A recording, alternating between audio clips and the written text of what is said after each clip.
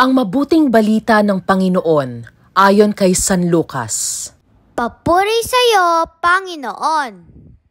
Noong panahong iyon, ang mga publikano at ang mga makasalanan ay nagsisilapit upang makinig kay Jesus. Nagbulong-bulungan ang mga Pariseyo at ang mga eskriba. Ang sabi nila, ang taong ito'y nakikisalamuha sa mga makasalanan at nakikisalo sa kanila. Kaya't sinabi sa kanila ni Jesus ang talinghagang ito. Isang tao ang may 2 anak na lalaki. Ang wika ng bunso, Ama, ibigay na po ninyo sa akin ang mamanahin ko. At binahagi sa kanila ng ama ang kanyang ari-arian. Pagkalipas ng ilang araw, ipinagbili ng bunso ang kanyang ari-arian at nagtungo sa malayong lupain. Taglay ang buo niyang kayamanan. At dooy nilustay na lahat sa diwastong pamumuhay. Nang malustay na niya ang kanyang kayamanan, nagkaroon ng matinding taggutom sa lupaing yaon at nagdalita siya. Kaya't namasukan siya sa isang mamamayan ng lupaing yaon. Siya'y pinapunta nito sa bukid upang mag-alaga ng baboy.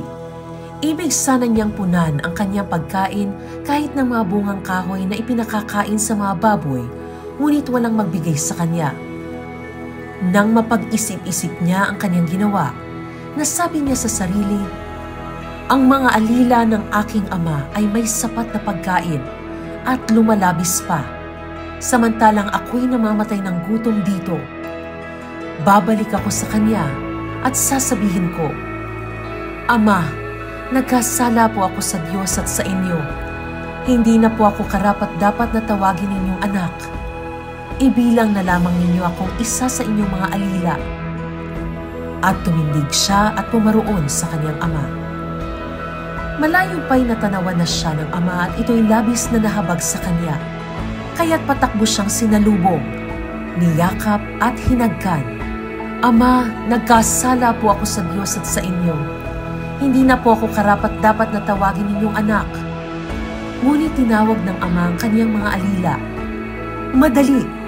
Dalhin ninyo rito ang pinakamahusay na damit at isuot sa kanya. Suotan siya ng singsing at panyapak. Kunin ang pinatabang guya at patayin. Kumain tayo at magsaya. Sapagkat namatay na ang anak kong ito, ngunit muling nabuhay. Nawala, ngunit nasumpungan. At sila'y nagsaya. Nasa bukid noon ang anak na panganay. Umuwi siya at nang malapit na sa bahay, ay narinig niya ang tugtugan at sayawan. Tinawag niya ang isa sa mga alila at tinanong, Bakit? May ano sa atin? Dumating po ang inyong kapatid, tugon ng alila. Ipinapatay ng inyong ama ang pinatabang guya sapagkat nagbalik siyang buhay at walang sakit.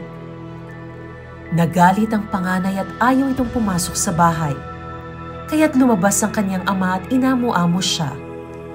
Ngunit sinabi nito, Pinaglingkuran ko po kayo sa loob ng maraming taon at kailanmay hindi ko kayo sinuway. Ngunit ni minsay hindi ninyo ako binigyan ng kahit isang bisirong kambing para magkatuwaan kami ng aking mga kaibigan. Subalit nang dumating ang anak ninyo lumustay ng inyong kabuhayan sa masasamang babae, ipinagpatay pa ninyo ng pinatabang guya. Sumagot ang ama, Anak, lagi kitang kapiling. Ang lahat ng ari-arian ko'y sa iyo.